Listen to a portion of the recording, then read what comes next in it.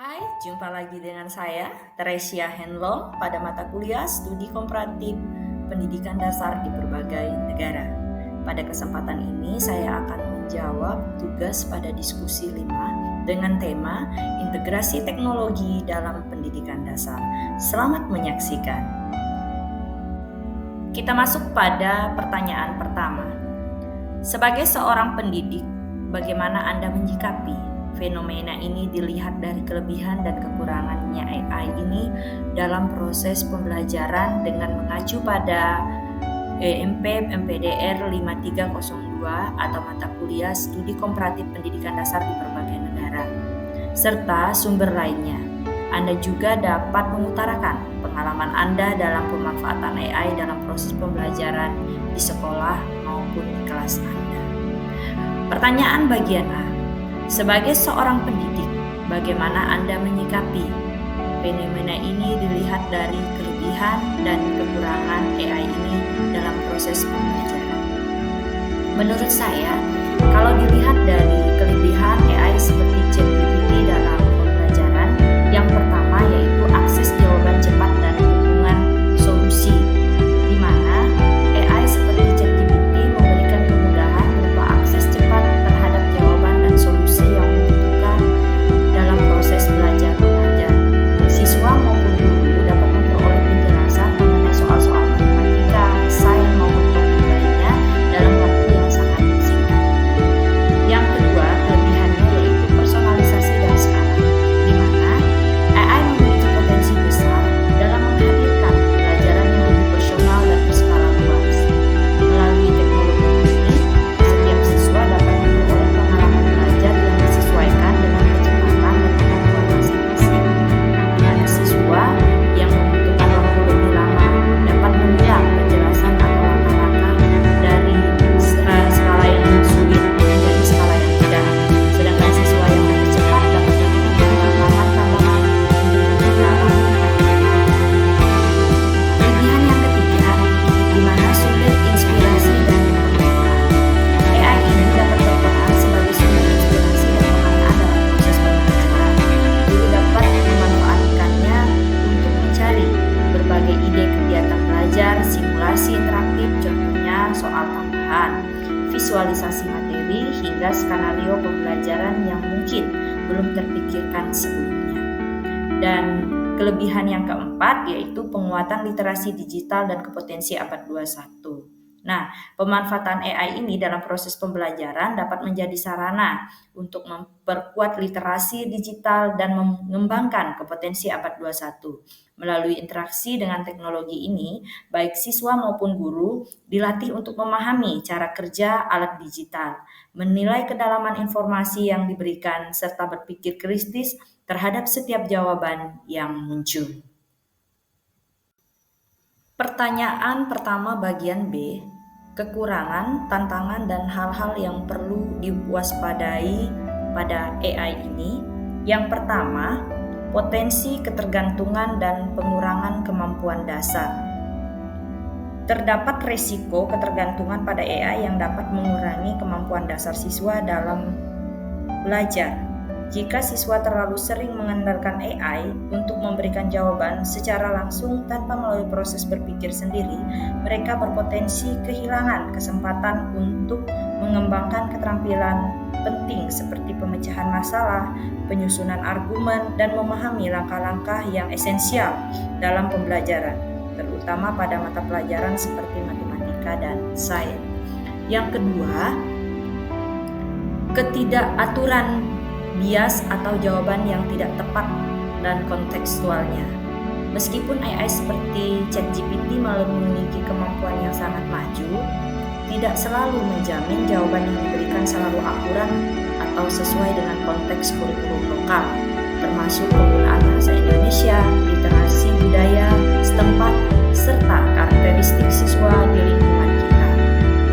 Dan yang ketiga yaitu masalah keautentikan karya siswa atau academic honesty, di mana kemunculan AI yang mampu menghasilkan jawaban atau esai dengan cepat menimbulkan tantangan baru terkait keautentikan karya siswa dan integritas akademik. Yang keempat, kesenjangan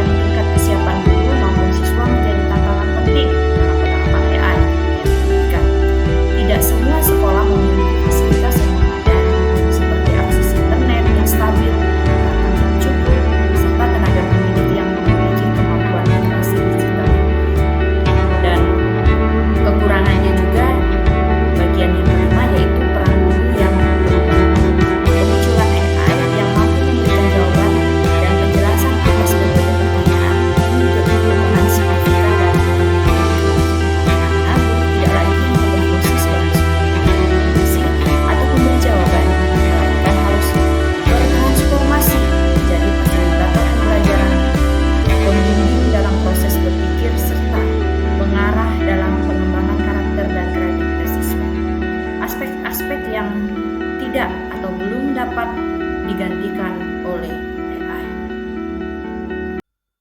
Kita masuk pada pertanyaan pertama bagian C, bagaimana sikap dan strategi sebagai pendidik.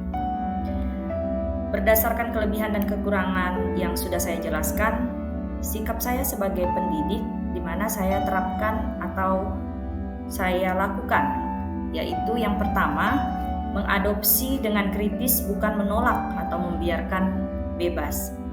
Saya meyakini bahwa AI merupakan alat bantu yang berpotensi besar dalam mendukung proses pembelajaran, bukan suatu yang harus ditolak atau digunakan secara bebas tanpa pengawasan saya. Yang kedua, merancang tugas dan aktivitas yang memanfaatkan AI dengan baik, di mana saya dapat merancang aktivitas pembelajaran yang mendorong siswa untuk memanfaatkan AI sebagai sumber ideal awal, kemudian menilai dengan menyesuaikan hasilnya agar relevan dengan konteks pembelajaran mereka. Misalnya, siswa dapat meminta menggunakan GPT untuk membuat 3 soal matematika tingkat menengah, lalu memilih 1 soal untuk dimodifikasi agar sesuai dengan kemampuan dan kebutuhan teman sekelasnya, serta menuliskan proses modifikasi yang dilakukan. Yang ketiga, memfokuskan pada proses bukan hanya hasil, di mana dalam pembelajaran yang melibatkan AI penting untuk memusatkan perhatian pada proses berpikir siswa, bukan semata-mata pada hasil akhir yang benar atau salah. Penilaian sebaiknya mencakup evaluasi dengan cara siswa berpikir, strategi yang digunakan, kemampuan berkolaborasi, serta refleksi yang mereka dapat terhadap proses belajar tersebut. Yang keempat, meningkatkan literasi digital siswa dan guru, di mana saya berencana untuk meningkatkan literasi digital baik bagi siswa maupun guru dengan mengintegrasikan pembahasan tentang penggunaan AI secara etis dan efektif dalam kegiatan pembelajaran. Nah, dalam sesi khusus tersebut, siswa akan diajak memahami bagaimana cara memeriksa pertanggungjawaban yang dilakukan oleh AI, menyesuaikan dengan konteks lokal serta mengetahui apa teknologi sebaiknya digunakan dalam proses pembelajaran. Dan yang terakhir, sikap saya menjadikan AI sebagai pendorong perubahan pembelajaran yang aktif, kreatif, dan inovatif, di mana AI dapat dimanfaatkan sebagai pendorong perubahan dalam proses pembelajaran menuju arah yang lebih kreatif dan kolaboratif karena AI mampu menangani berbagai tugas rutin seperti memberikan jawaban langsung atau latihan dasar. Guru dapat dimanfaatkan waktu yang tersedia untuk merancang kegiatan yang lebih bermakna, seperti proyek kolaboratif, diskusi mendalam, pemecahan masalah kontekstual, eksperimen, simulasi, dan praktik lapangan. Kita masuk pada pertanyaan pertama bagian D, refleksi pengalaman pribadi saya terhadap atau penggunaan AI. Sebagai gambaran, berikut beberapa pengalaman saya dalam pemanfaatan AI atau teknologi sejenis di kelas atau di sekolah. Yang pertama, pada mata pelajaran PPKN, saya pernah meminta siswa untuk menggunakan ChatGPT atau alat bantu serupa untuk membuat soal tambahan tingkat menantang tentang topik yang sudah dibahas. Kemudian siswa bertukar soal antara teman dan memecahkannya, lalu kita diskusikan di kelas tentang strategi penyelesaian dan mana soal yang efektif dan mana yang tidak hasilnya. Siswa lebih antusias karena menciptakan soal sendiri dan kemudian lebih kritis karena membandingkan soal mereka dengan soal yang dibuat AI. Yang kedua, saya juga menggunakan AI untuk membantu mempersiapkan rencana pembelajaran atau modul ajar dengan ide aktivitas tambahan yang bisa dikustomisasi, lalu saya sesuaikan dengan kondisi kelas dan sumber daya, tantangan siswa dan waktu. Ini mempercepat persiapan guru. Saya bisa lebih fokus pada bagaimana mengimplementasikan dan mengevaluasi pembelajaran, bukan hanya memikirkan apa yang harus diajarkan. Dan yang ketiga, saya juga mengalami tantangan. Beberapa siswa cenderung mengcopy-paste jawaban yang diberikan AI tanpa memahami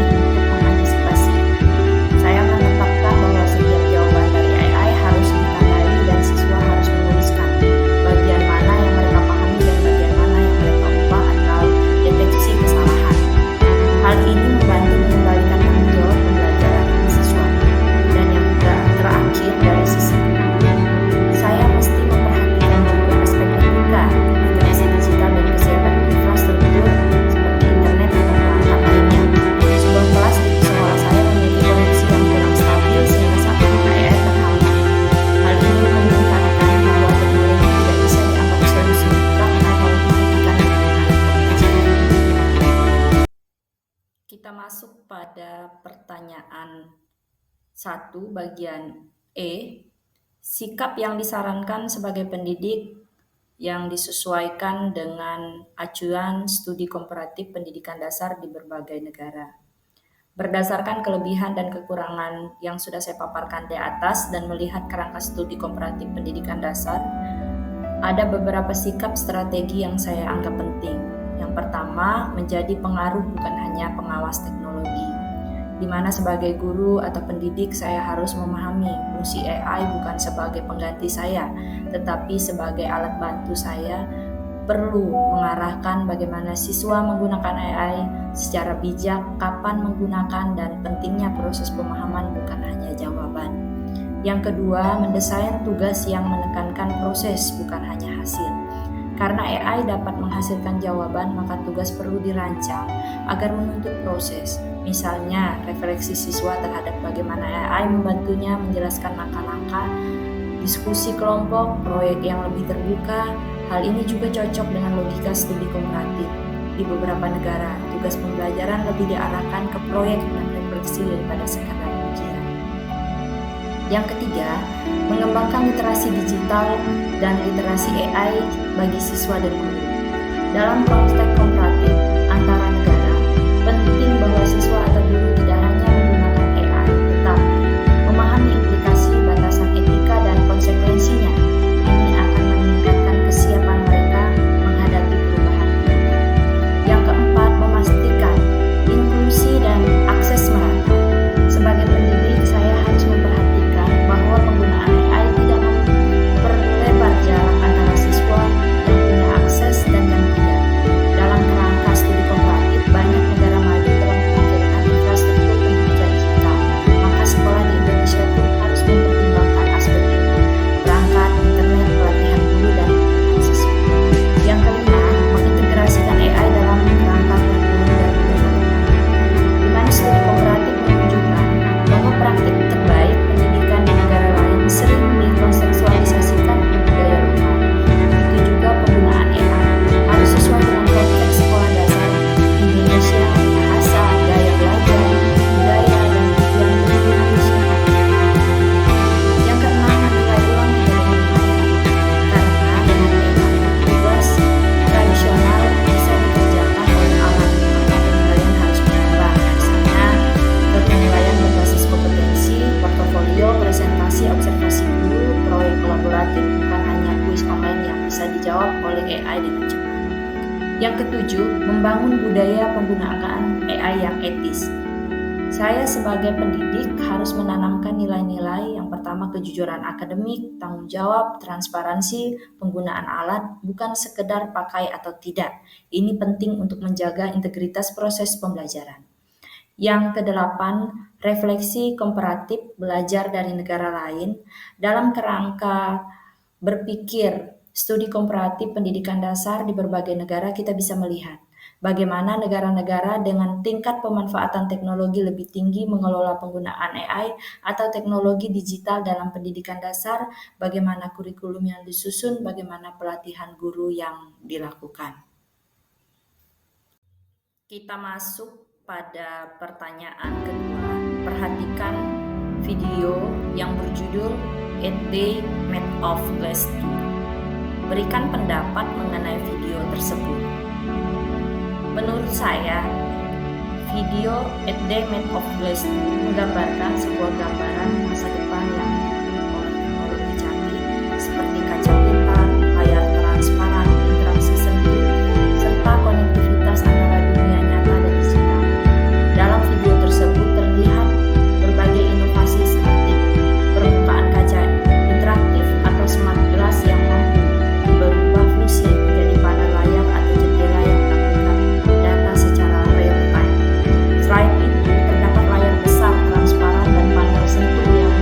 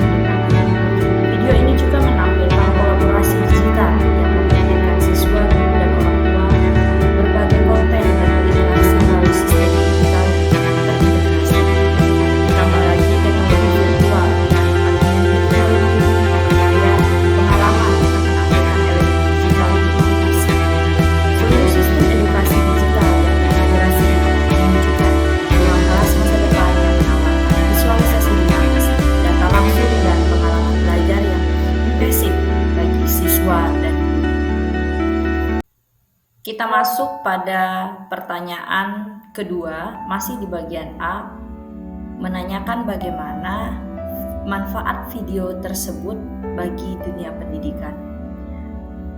Teknologi yang digambarkan dalam video membukakan peluang bagi ruang pembelajaran yang lebih interaktif dan immersif, di mana siswa dapat berinteraksi dengan konten pembelajaran secara visual dan nyata. Bukan hanya terbatas pada buku teks, hal ini memungkinkan personalisasi serta akses informasi secara real time, sehingga guru dapat menampilkan data atau simulasi yang relevan dengan pada layar besar atau permukaan kaca pintar.